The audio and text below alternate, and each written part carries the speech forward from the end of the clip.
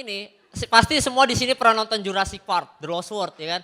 Di situ tuh ada musuh utamanya namanya T-Rex.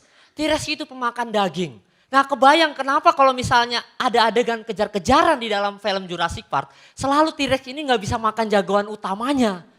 Entah kenapa gitu. Kenapa jawabannya? Karena T-Rex tahu kalau dia makan jagoan utamanya, ya habis filmnya. Ya kan? Habis. T-Rex nggak mau honornya dipotong sama sutradara gitu. Dia nggak mau men. Jadi begitu ada adegan kejar-kejaran, T-Rex, T-Rex, T-Rex gitu. Si T-Rex akan pura-pura garang. Padahal dalam hatinya, udah Wallace gue bercanda kali ngejar lu nya. Wallace kali bercanda. Wallace kali, aduh. Gila santai. Wallace gitu. Gue gak mau honor gue dipotong. Tiba-tiba ada apa namanya pemeran pembantu gitu lewat. T-Rex. Nah ini aja gue sikat nih ya. I'm T-Rex. Gitu. Tiba-tiba sutradaranya datang kan. Cut. Woi kampret. Lu gue pecat. Ya honor lu gak gue kasih. Loh bagaimana Pak Sutradara? Saya kan tidak makan jagoan utamanya. Saya ini perjanjiannya seperti itu. Iya kampret. Tapi yang lu makan tadi lu tahu siapa? Istri gua. Gila lu ya. Dasar lu T-Rex. Nggak cerdas lu T-Rex. Nggak pinter lu T-Rex. Gitu. Nggak enak gitu. Terus ada dari belakang nepok. Mas. Ya kenapa mas? Siapa Tuhanmu? Siapa lo nanya-nanya siapa Tuhanmu? Gua malaikat lu udah mati dodol.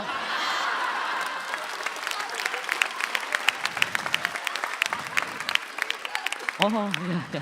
Oh ternyata tadi saya ketusuk ya. Padahal saya sudah dispensasi ya saya. Ayo ikut saya. Kemana Ikut aja ke neraka. Jangan neraka. Kasihan lebih absurd ya.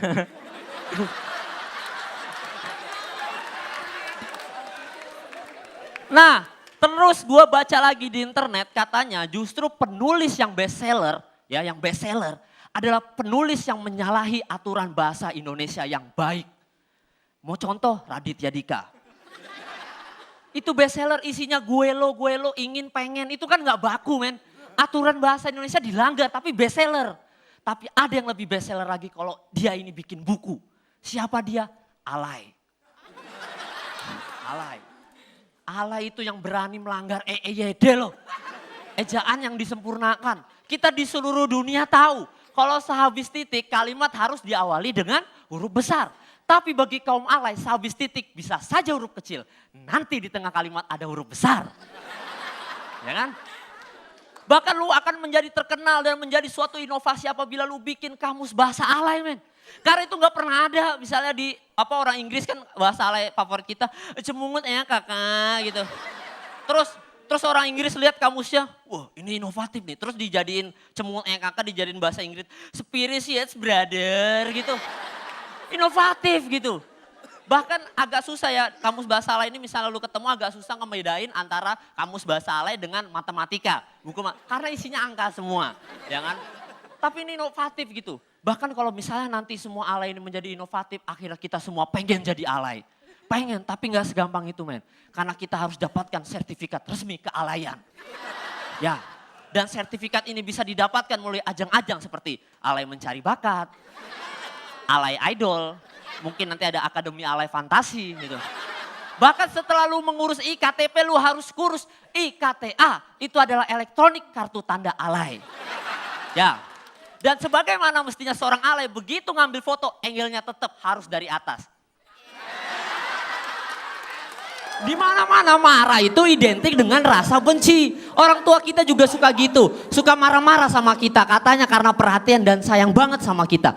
Berarti mulai besok kalau misalnya ada polisi lagi marah-marah. Woi kamu gak lihat itu lampu merah. Kenapa jalan terus? Pak polisi sayang ya sama saya.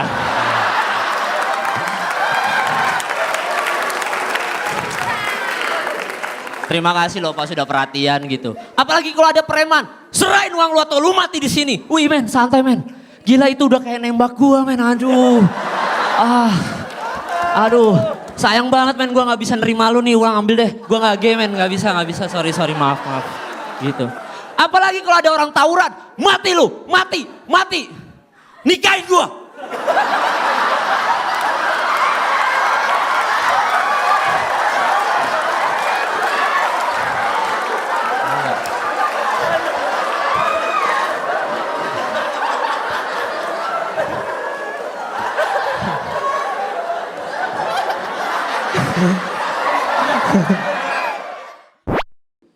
Pernah terlibat sama cinta segitiga ya?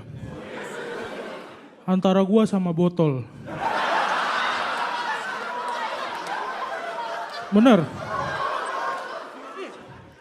Gua tuh nggak tahu kalau sebenarnya si botol itu udah punya pacar. Namanya tutup botol. Dia tuh dari awal di pabrik, sejak tutup botol pertama kali dipasang, mereka nggak pernah berpisah.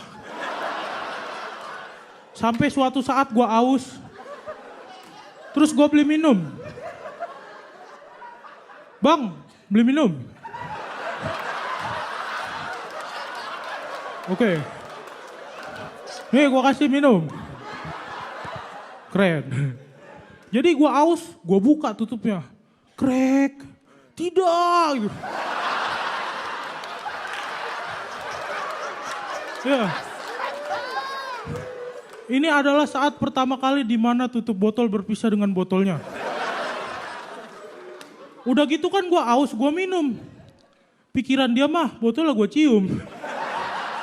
Iya kan jadi kayak gelegek-gelegek muah. Kesana kayak begitu. Jadi tutup botol ini langsung posesif. Kamu ngapain ciuman sama Piko? Gue pikir kan dia sirik. Ya udah gue cium juga. Kalian tahu gak? Ya nggak tahu.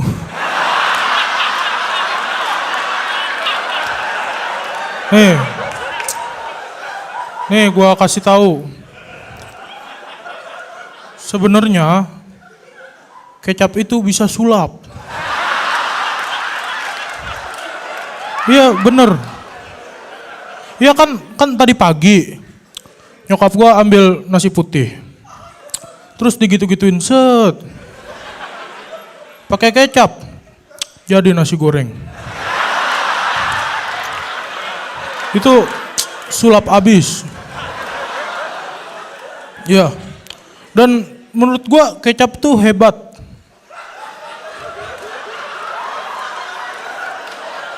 Iya, kecap tuh hebat. Dia tuh hitam. Dia hitam tapi enak gitu. Jarang loh ada yang hitam tapi enak.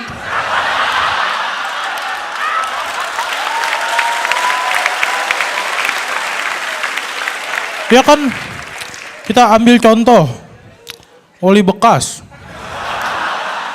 Dia kan hitam, tapi nggak enak. Buktinya gue nggak pernah makan telur ceplok pakai oli bekas. Iya, makanya kita tuh ngomongin yang enak-enak aja gitu. Kita ngomongin kecap. Itu, gue tuh agak kecewa sama orang yang nganggep remeh kecap gitu. Iya, kecap itu penting. Kalau nggak ada kecap siapa yang bisa bedain mana nasi goreng mana nasi uduk? Nih bergerak dikit jatuh. Wes. Woi nggak jatuh.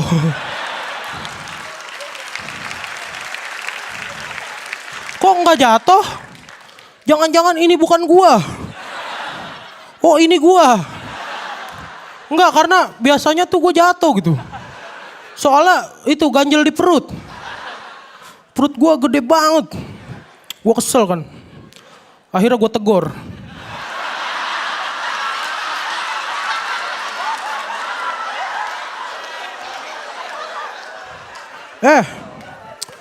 Perut. Mari kita bicara empat mata. Terus dia bilang, tapi aku nggak punya dua mata, aku cuma punya satu puser. Ya udah kita bicara dua mata satu puser. Ayo kita ngomong secara jantan. Kamu jantan kan? Ya Cin. Najis. Perut. Kamu kenapa gede? Waktu kecil cita-citanya apa? Aku cita-citanya jadi gede. Pas udah gede, kamu nyesel gak? Nyesel. Kita biar kecil lagi kita harus gimana?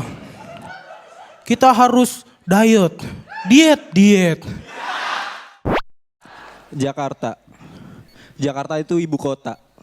Kalau ibu kita, ibu-ibu.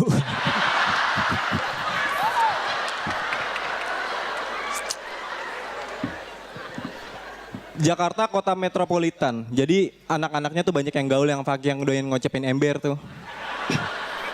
Kalau gua enggak, gua anaknya kuper. Kurang lemper. Enggak, kurang pergaulan. Jadi waktu kecil tuh gue pemalu banget. Putri malu gue sentuh, gue yang kuncup. Iya.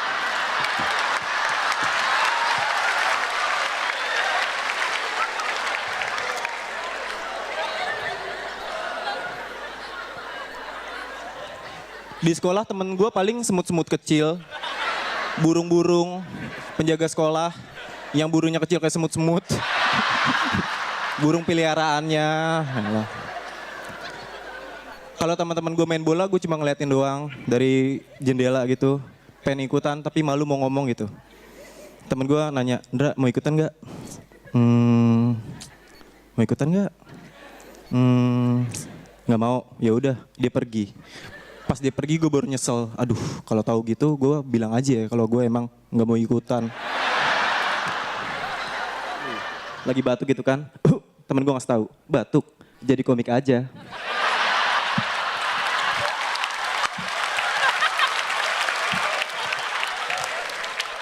Makanya gue kalau batuk, ingat komedi. Banyak yang bilang gue nggak sehat, ya, bukan secara fisik tapi secara psikis. Banyak yang bilang katanya gue gangguan mental, gangguan jiwa, gangguan kehamilan dan janin. Iya. Emang gue sering sakit. Kenapa? Karena gue stres menghadapi godaan dunia ini. Yoi. Jadi gue stres, awal mulanya tuh gue jelasin. Gue lahir itu dari keluarga yang agak insecure. Waktu masih kecil tuh gue gak boleh main. Iya waktu masih kecil, waktu gue umur 2 hari itu gak boleh main.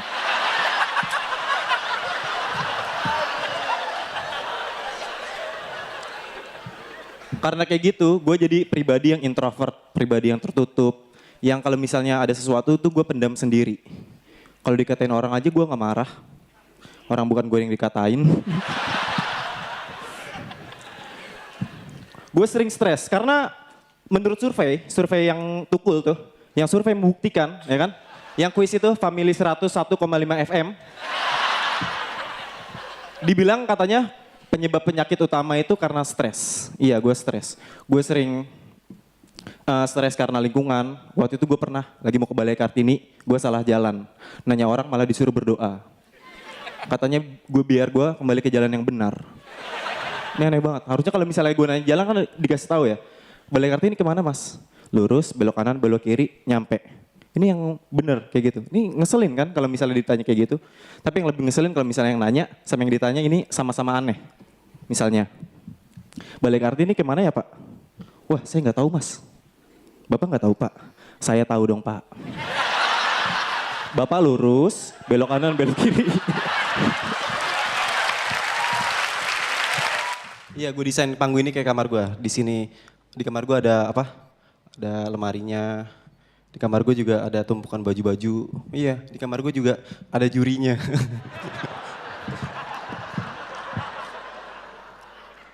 Enggak sih sebenarnya. Masa kalau di kamar ada juri ntar tidur gue dinilai. Iya Indra. Tidur lu absurd banget Indra. Masa yang merem mata kaki.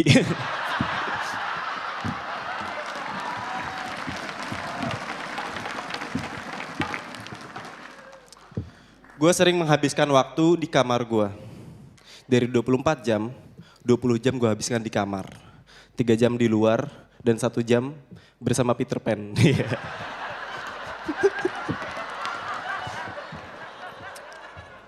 Ngomongin Peter Pan, gue dulu sempat ngeband. Nah, gue megang suling. Suling kan mainnya ditiup ya kan? Pas gue tiup, sulingnya merinding. Soalnya gue tiup lehernya.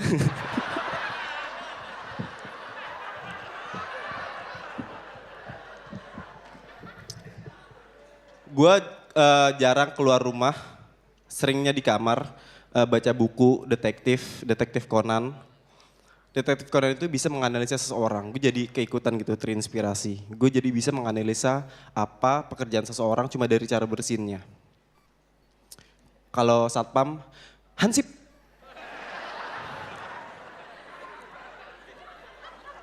Kalau pengadil lapangan, wasit.